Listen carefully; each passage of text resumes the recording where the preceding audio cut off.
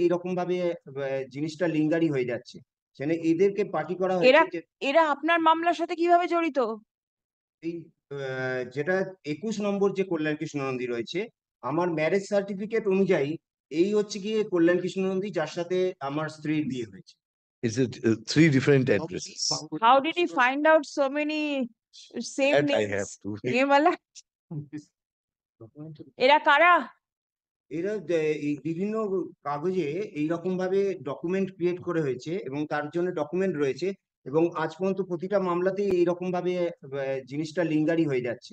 সেখানে এদেরকে পার্টি করা এরা হয়েছে যে এরা আপনার মামলার সাথে কিভাবে জড়িত? এই যেটা ২১ নম্বর যে কল্যাণ কৃষ্ণ নন্দী রয়েছে, আমার ম্যারেজ সার্টিফিকেট অনুযায়ী এই হচ্ছে গিয়ে কল্যাণ কৃষ্ণ নন্দী যার সাথে আমার স্ত্রীর বিয়ে হয়েছে। এগেনস্ট দ্যাট একজন অ্যাডভোকেট অ্যাফার্ম করছে যে কল্যাণী কৃষ্ণ নন্দী তার ডকুমেন্ট রয়েছে, তার কাগজ রয়েছে বলে সেটা কোর্টে জমা পড়ছে। আর ১৬ বলে আবার একটি মামলাতে পিটিশনার করে এই রেসপন্ডেন্ট করে আমার বিরুদ্ধে মামলা হচ্ছে, অথচ সেই পার্সন গুলো আমি নই।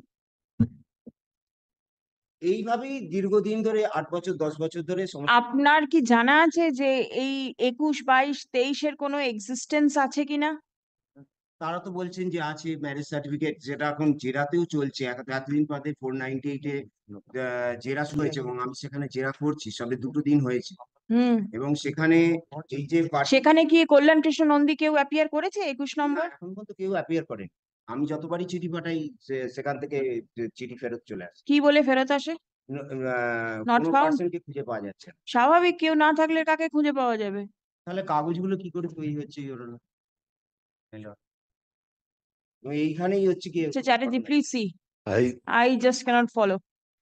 This can be solved, I think, in 1 day or so. I will